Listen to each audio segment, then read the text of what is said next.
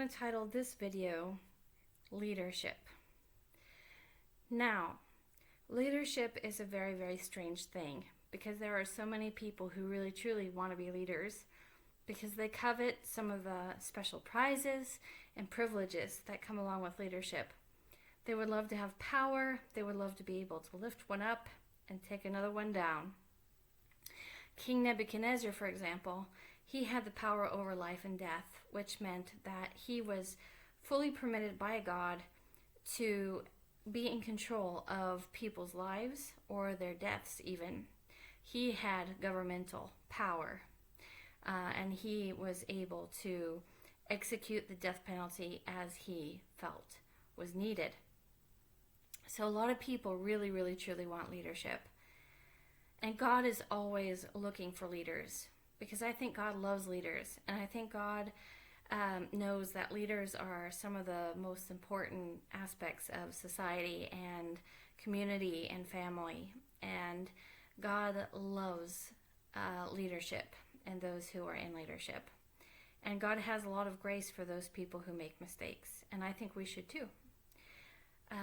That being said, God is always looking for new leaders, and he's always looking for people who will do great in leadership. And he puts people through a tremendous amount of testing and trials and judgments and difficulties to prepare them for leadership. Because of course, leadership should always be based on service.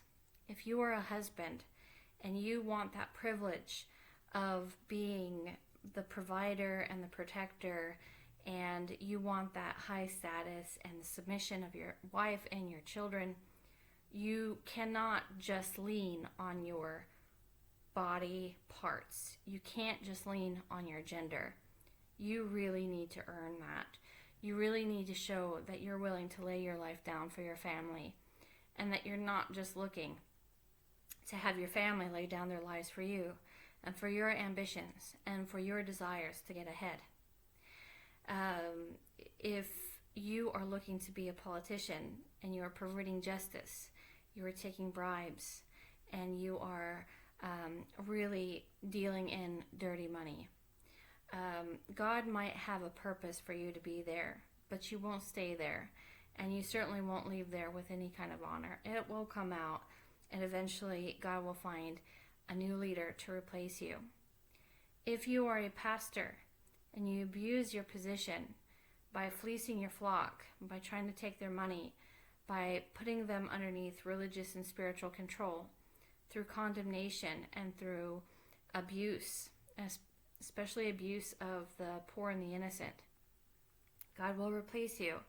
He will find somebody new who is very appropriate for the job, and he will find somebody new who is after his own heart. If you are a police officer and you deal corruptly, if you're an older child, an older sibling, and you abuse the kids underneath you, if you are in any way, shape, or form using your position for your own selfish gain and for your own ambitions and to get ahead, if you're using your relationships, if you're using the women in your life, if you're using the men in your life, you're really not cut out for authority, and you will eventually be replaced. So if you don't want to be replaced, and if you really, really do love leadership because you love people and you really want to serve them, then make sure that your heart stays free from ambition and selfish gain, because eventually the inevitable will take place. Leadership is not just for personal privilege. It's not just to be proud and arrogant and elite.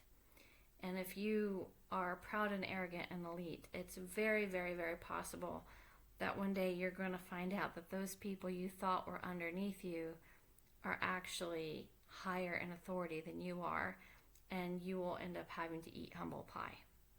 So leadership is really, really important. Ministry is incredibly important. It is a great honor and a great privilege and a great pain too, because it really means going without and self-denial. And people really don't always appreciate living in self-denial. So that is my thoughts on leadership.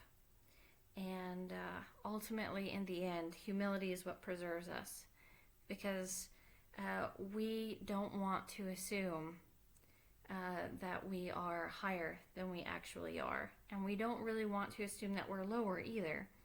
So the best thing in the world is just to not look down on anybody, because we don't know if those are the next Davids coming up to take our kingdom and to take our throne.